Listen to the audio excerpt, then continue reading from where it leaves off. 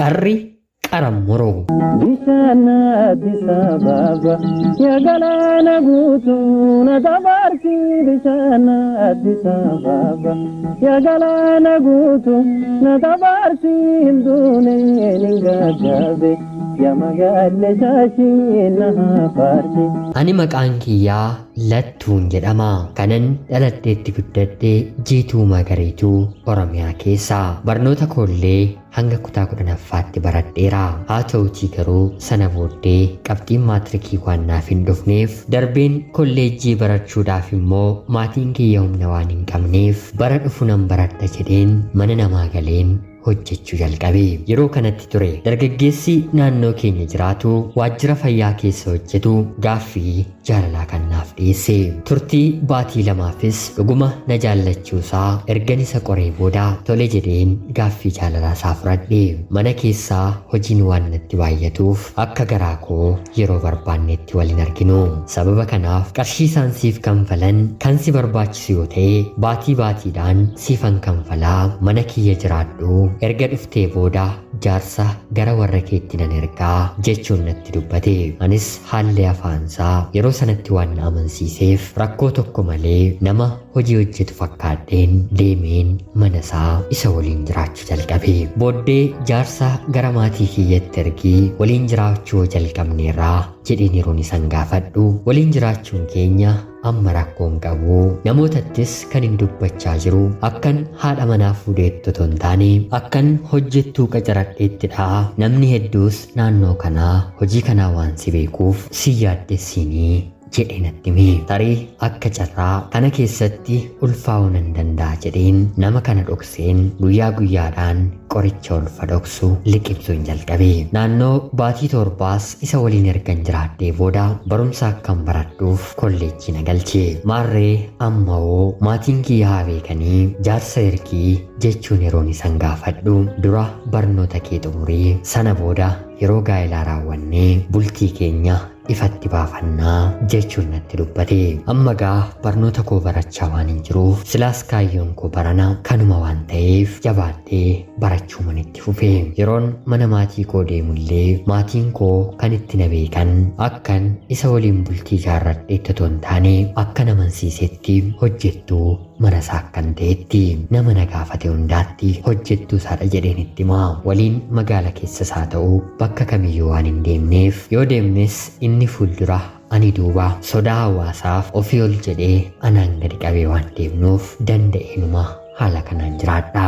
Bishana disababa ya galana gutu na tabarsi bishana disababa ya galana gutu na tabarsi hindune ningagabe ya magalle shashi na parti.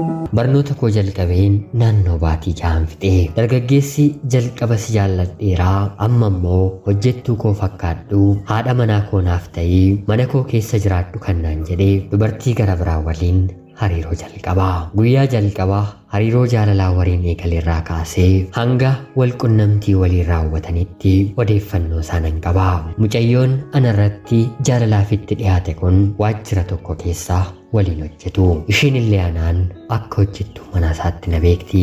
Bakka hojii dabalatee bakkeetti waliin bahanii galu. Dargaggeessi kun kan jiraatu mana maatiin isaa baadiyyaa magaalatti ijaaran keessaa balbala hedduus kireeffamuu danda'u.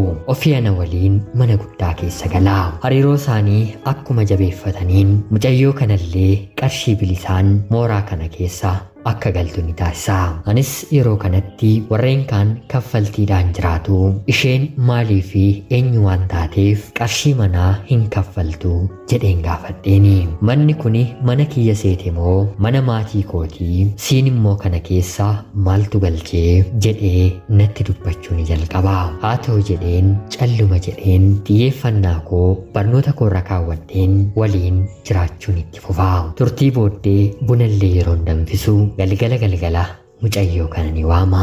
Tapha garaagaraa kaasanii yeroo waliin taphatanii akka nama nageenyeetti gadi jedheen buna koo buusa. Wantoota daangaa darban hedduu ana biratti waan dubbatuuf maaliif kana dubbatte jedheen isa dhiphisuun barbaanne.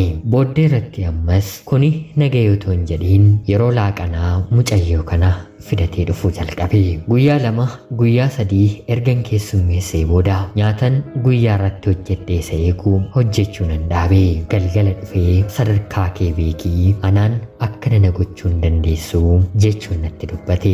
Anis sadarkaan koo isa kamii eessana keesseettaa jedheen yeroon isa gaafadhu maali ni wallaalte moo garaa laafeen si gargaaruuf hiyyummaa kee keessaa bilisummaan akka jiraattuuf akka haadha manaa kootti mana kiyyatti si fudheen si waliin jiraachuu koo dhugaansaa garuu ati hojjettuu mana koodhaa. Sittis namoota biraattis kana dura irra deddeebi'ee sitti miiraa. Dubartii immoo goyyomsanii moo waliin jiraatu jedhee dhugaanaaf qabu natti dubbate.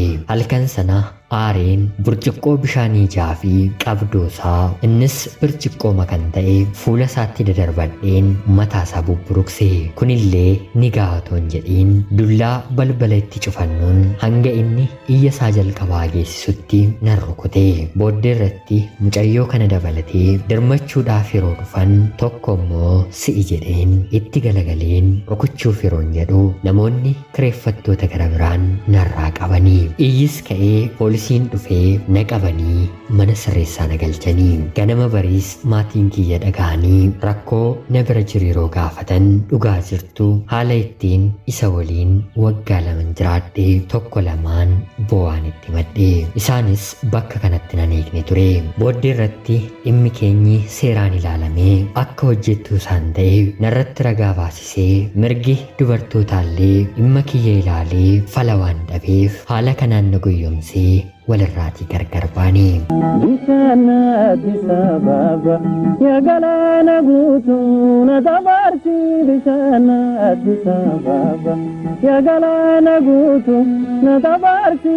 Hinduunee ni gaggaabe yaa magaalee shaashii na hafarti. Yeroo waliin jiraanne turretti akka carraa ta'ee abbaan isaa baadiyyaa jiraatu qarshii kana naaf kaa'e jedhee qarshii 75,000 isatti kennee ture. Innis qarshii kana baankii irra kaa'u koorraa lafatti bituu naaf wayya jedhee maqaa kiyyaan lafa bitatee ture. Waa'ee makanaayyuu guyyaa tokko yaadeen beeku. Haa ta'utii garuu akka carraa ta'ee guyyaa tokko dookumentii koo kutaa 8ffaa barbaaduuf waraqata kanan arge. Akkuman argettis namoota seera beekan ergan qorachiisee booda lafa kana gurgurachuu akka hin danda'u natti himanii. Anis mana hidhaatii hiikameen baatii tokko illee lakkoofsisne. Lafa bitattee maqaa kootiin kaawwattee meeqaan narraa bitachuu barbaaddaa jedheen bakka hojii isaatti ijoolleettiin erge. Akka nama maraatee magaala keessaa fiigaa na bira dhufe. Lafa kana harka keetiin maqaa kootiin deebistu taanaan sin ajjeesaa jedhee natti fakkaate. Yeroonni sin ajjeesaa jedhu dargaggoonni naannoo keenyaa na beekan ana bira turanii rakkoo nu gidduu tures waan beekaniif 4 ta'anii qabanii dhadhaa abidda weessa taasisanii. Yeroo kanatti illee baay'ee gammadeen irraa galagalee. Erga fooyya'ee fi booda namoota naannoo keenyaa gurguddoo natti erguun haadha manaa koo guddeen seera qabeessaan si waliin jiraadhaa dhiifama naaf godhii jechuun na gaafata. Anis namoota jaarsummaaf dhufanitti ana ammoo lafa isaa barbaadeetii isa na barsiisaa tureef rabbi oolmaa isaa kanfaluu akkatti natti taphataa ture waan beekuuf anillee takkaan ta'ee bakka miidhame immoo lafti kee yaadannoo naaf haa ta'uu jedheen jaarsa dhufe deebisee fi qarshii liqeeffadheen mana kireeffadheen mana nyaataa xiqqoo banadhe. Otoon baradhus barnoota koof barsiiseen xumure. Lafti sun mana bal'aa jaarsisuu waan danda'uuf walakkaa isaa gurgureen qarshii liqeeffadhe deebiseen maatii koofillee wanta isaan barbaachisu raawwadhe. Fi kana booddees tarii namni kun daatee halkan tokko na rukuchuu danda'a jedheen gara biyya hambaatti imala koon taasise. Lafa kiyya irrattis mana ni ijaarradhe. Yoo rabbi jedhe abbaa manaan immoo guyyaa masaa eeggatee ni dhufa. Yaa obbolaa koo nan nyaadhaatti nyaatamuunis ni dhufa. Hanganni na fayyade sirriitti nan beeka. Hanganni na miidhes sirriitti naaf gala.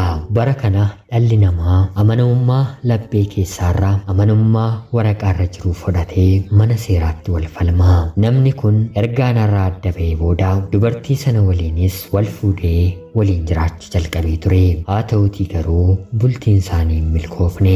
Sababa qarshii abbaa isaatiin lafa biteenis abbaa isaa walitti bu'ee hanga yoonaatti nagaa akka hin qabaanne namoonni sabee kan natti himu. Mee hiriyoonni koo seenaa kiyya dhageessan bakka kanatti balleessiteettaa jedhaatii balleessaa kiyya naaf barreessaa. Anaaf garuu beekeenis otoo hin beekiinis raawwadhe kana. Ana obboleettii keessan lattuu Joordaan irraa ulfaadhaa nagaatti galatoomaa. Bishaan Addis Ababa yaa galaana guutuu na dabarsi. Bishaan Addis Ababa yaa galaana guutuu na dabarsi. Hinduuneen hin gaggaabe yaa magaalee shaashii na hafarsi.